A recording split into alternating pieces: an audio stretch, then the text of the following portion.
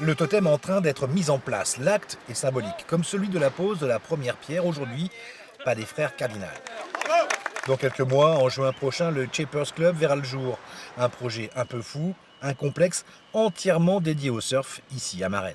On est du coin, donc on cherche vraiment à rester sur le coin. Et puis il y avait une opportunité, il y avait vraiment un bâtiment qui était là, qui était à l'abandon et que la mairie de Marennes nous a proposé. Skatepark, atelier surf shop, salle d'entraînement, un bar-concert, un espace coworking, 1800 mètres carrés au total pour un budget de 4 millions d'euros.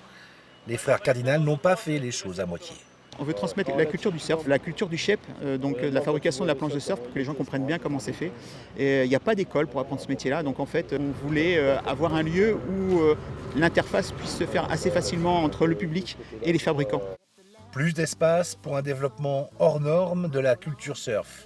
Inédit sur le territoire marennes-Oléron, une aubaine pour les collectivités locales. Là, ce sont, je crois, pas moins de 10 emplois qui seront pérennes sur le site.